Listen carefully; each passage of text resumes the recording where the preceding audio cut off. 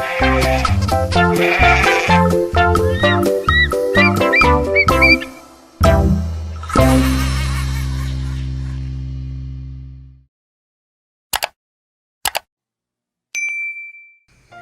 adik-adik semuanya, bagaimana kabarnya hari ini?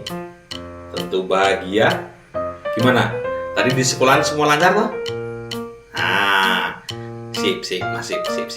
Semua pasti lancar. Nah adik-adik, kali ini Om Agus akan bercerita lagi tentang si kancil menjadi hakim yang bijaksana.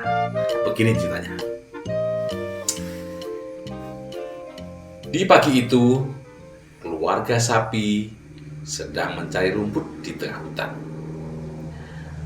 Mereka mencari rumput bersama anaknya yang sudah beranjak dewasa. Anak itu sungguh gembira. Dia berlari ke sana kemari, bermain dengan hewan-hewan yang lainnya. Kemudian dia mendekati ibunya. Bu, aku mau jalan-jalan ke sana ya Bu ya. Mau mencari teman yang lain. Di sini sudah bosan. Baiklah anakku, hati-hati ya. Jangan jauh-jauh. Baik Ibu. Kemudian si sapi betina itu pun berjalan-jalan di tepi sungai, riang gembira, meloncat ke sini, meloncat ke sana, dan bermain dengan banyak teman-teman yang berada di situ. Dia nampaknya sungguh menikmati hari yang cerah itu. Tetapi di tengah dia sedang bermain, dia mendengar ada rintihan hewan. Aduh, tolong. Si sapi pun begitu ketakutan adik-adik.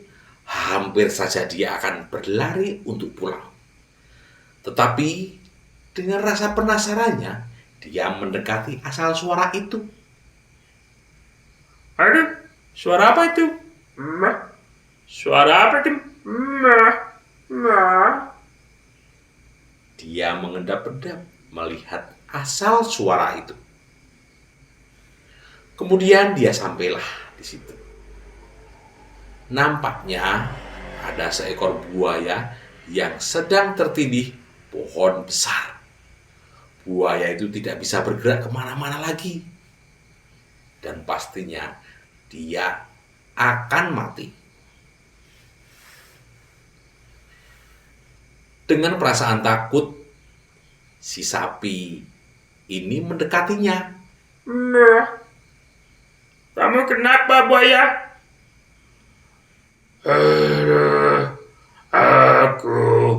Aku kejatuhan pohon yang roboh ini.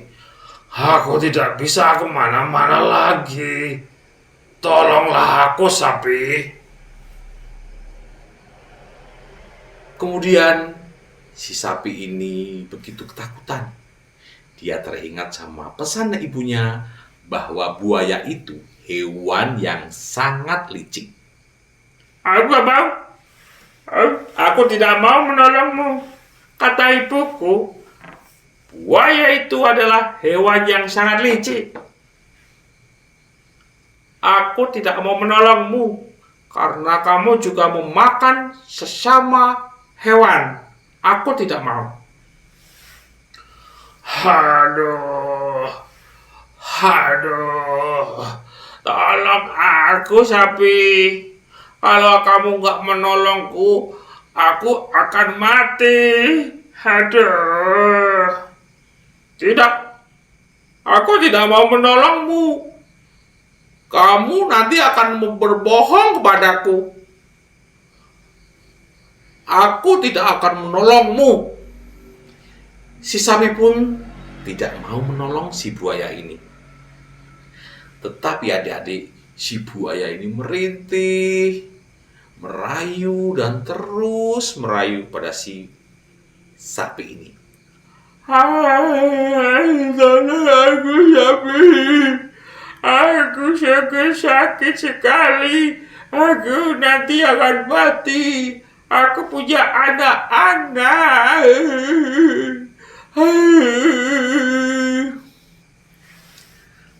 Begitulah bujuk rayu si buaya. Dia merintih kesakitan. Dan air mata pun berlinang.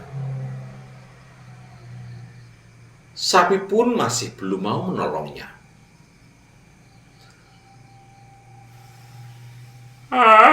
Sapi, aku memang menyadari kesalahanku selama ini. Aku tidak akan memakan hewan-hewan yang lainnya. Aku akan bertobat dan aku hanya makan hewan-hewan yang sudah mati saja. Buaya pun terus menangis dan meratapi nasibnya. Hingga akhirnya si sapi pun dengan ragu-ragu dia tidak tega adik-adik. Dia berlahan-lahan mendekati si buaya yang sedang tertindih itu. Kemudian dengan sekuat tenaga dia mendorong batang pohon yang roboh itu dari punggung si buaya. Dan akhirnya si buaya pun bisa terbebas dari batang kayu itu. Tetapi adik-adik, inilah si buaya. Tidak bisa dipercaya adik-adik. Dengan secepat kilat, dia melompat ke punggung si sapi dan menggigit punuk si sapi itu. Loh, kenapa kamu menggigitku? Aduh.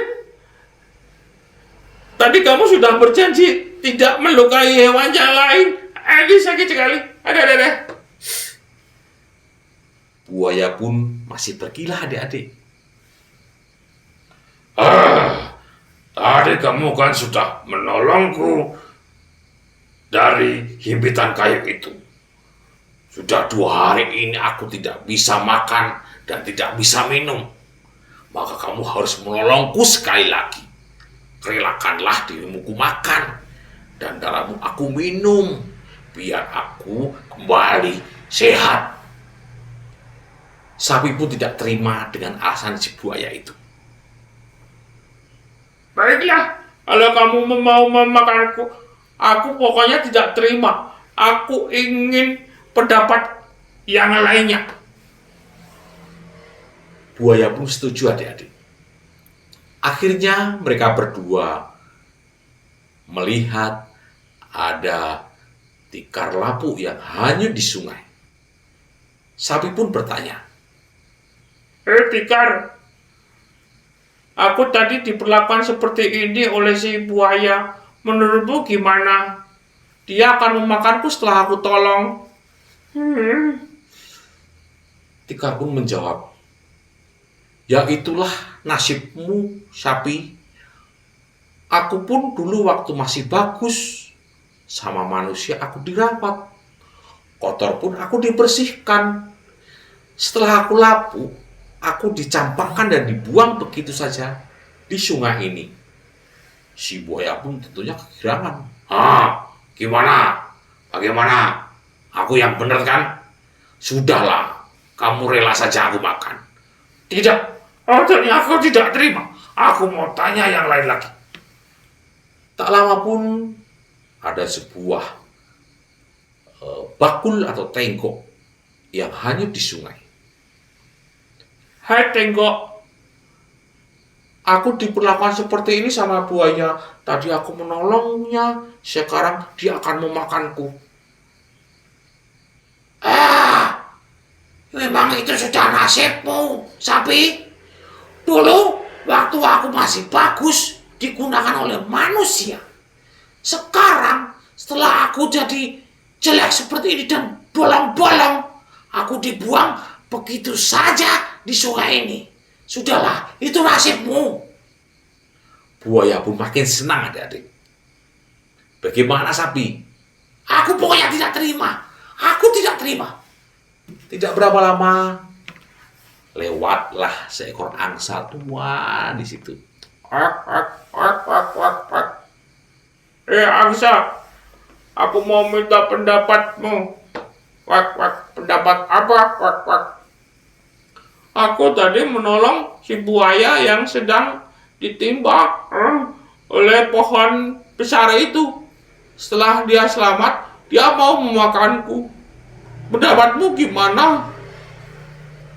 Wak, wak, wak, wak. Itu sudah nasibmu, sapi. Dulu, waktu aku masih bisa bertelur, manusia merawatku dengan begitu baiknya. Setelah aku tua tidak bisa bertelur, mereka akan memotongku. Wak, wak, wak, wak, wak. Untung aku bisa berlari. Udahlah, itu nasibmu. Si buaya pun makin girang lagi, adik-adik. Sudahlah. Sapi, kamu rela saja aku makan. Sini, sini. Untungnya di situ ada kancil yang lewat. Pak buaya pun bertanya, Kancil, aku akan makan si sapi ini. Aku tadi ditolongnya, kemudian aku mau memakannya. Betul kok aku? Betul toh? Betul toh? Kemudian si kancil pun berpikir sejenak. Begitu? Iya, Cil. Aku bisa memutuskan kalau sudah melihat kejadiannya tadi seperti apa. Kemudian mereka serempak menjawab, baik, baik, baik, baik, baik, baik. Mereka bertiga pun berjalan menuju ke batang pohon tadi. Kancil pun bertanya, tadi bagaimana posisinya? Si kancil berlagak seperti hakim, adik-adik. Lucu sekali dia itu.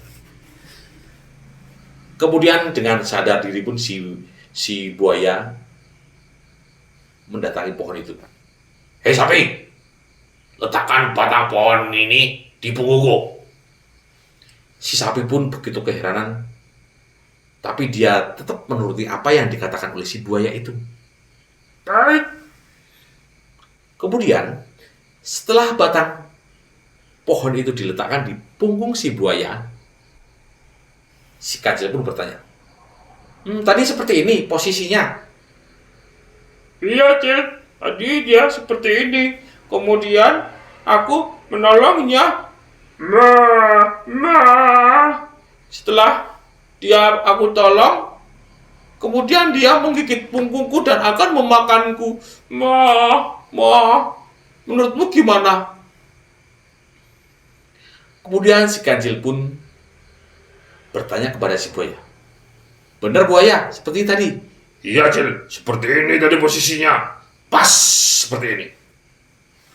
Kemudian si kancil pun berbisik kepada si sapi. Ayo sapi, kita pergi. Loh, itu gimana? Kamu mau dimakannya? Ya enggak. Ya udah, ayo pergi. Kemudian si sapi pun baru sadar bahwa itulah cara si kancil untuk mengadili si buaya yang berbohong walaupun sudah ditolong sama si sapi. Si kancil pun berlari. Sapi pun ikut berlari menyelamatkan diri dari si buaya. Si buaya pun memanggil, sapi, sapi, sapi, ini gimana? Sapi, sapi, sapi. Ya, si buaya akhirnya tertindih lagi, adik-adik. Dia seperti keadaannya seperti tadi lagi. Dia tertindih pohon, tidak bisa kemana-mana lagi.